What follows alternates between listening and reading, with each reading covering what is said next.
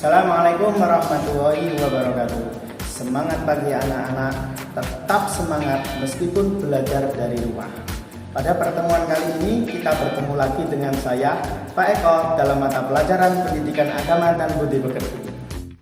Kali ini kita akan membahas tentang beriman kepada kitab-kitab Allah Subhanahu wa Ta'ala.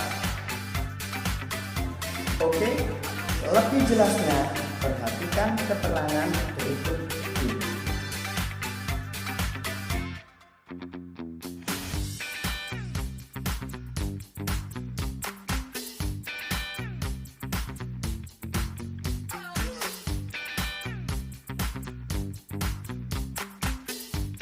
Beriman kepada kitab-kitab Allah termasuk Al-Quran dan kitab-kitab yang lain, yaitu meyakini dengan sepenuh hati bahwa Allah Subhanahu wa Ta'ala telah menurunkan kitab kepada Nabi atau Rasul yang berisi wahyu untuk disampaikan kepada seluruh umat manusia. Kitab suci yang pertama yaitu kitab Taurat. Kitab ini diturunkan kepada Nabi Musa sebagai pedoman dan petunjuk bagi Bani Israel. Adapun isi kandungan Taurat ini meliputi 10 hal. Yang pertama, kewajiban meyakini keesaan Allah. Yang kedua, larangan menyembah berhala. Yang ketiga, larangan menyebut nama Allah dengan sia-sia. Yang keempat, supaya mensucikan hari Sabtu. Yang kelima, menghormati orang tua. Yang keenam, larangan membunuh sesama manusia tanpa ada alasan yang benar. Yang ketujuh, larangan berbuat zina. Yang kedelapan, larangan mencuri. Yang kesembilan, larangan menjadi saksi palsu. Dan yang kesepuluh adalah larangan mengambil hak orang lain. Kitab suci yang kedua yaitu kitab Zabur. Kitab ini diturunkan kepada Nabi Daud alaihissalam sebagai pedoman dan petunjuk bagi umatnya.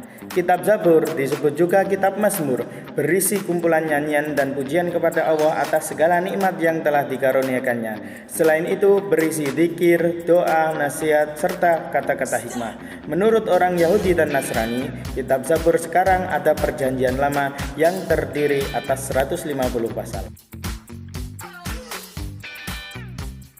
Kitab suci yang ketiga yaitu kitab Injil. Kitab ini diturunkan kepada Nabi Isa alaihissalam sebagai petunjuk dan tuntunan bagi Bani Israel. Kitab Injil ini memuat beberapa ajaran pokok, antara lain yang pertama adalah perintah agar kembali kepada tauhid yang murni. Yang kedua, ajaran yang menyempurnakan kitab Taurat. Yang ketiga, ajaran agar hidup sederhana dan menjauhi sifat tamak atau rakus. Dan yang terakhir adalah pembenaran terhadap kitab-kitab yang datang sebelumnya. Kitab suci yang terakhir yaitu kitab suci Al-Quran.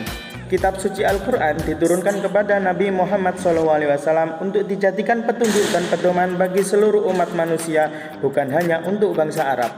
Secara keseluruhan, isi Al-Quran meliputi 1. Pembahasan mengenai prinsip-prinsip akidah atau keimanan. 2. Pembahasan yang mengangkat prinsip-prinsip ibadah. Dan yang ketiga adalah pembahasan yang berkenaan dengan prinsip-prinsip syariat. Adapun kedudukan Al-Quran ini antara lain 1. Sebagai wahyu Allah yang diturunkan kepada Nabi Muhammad SAW. 2. Sebagai mujizat Nabi Muhammad SAW. Yang ketiga sebagai pedoman hidup manusia agar tercapai kebahagiaan di dunia dan akhirat. Dan yang terakhir adalah sebagai sumber dari segala sumber hukum.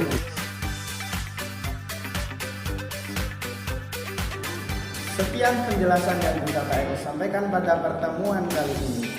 Semoga bisa bermanfaat bagi kita semua dan kita bisa mengamalkannya dalam kehidupan sehari-hari.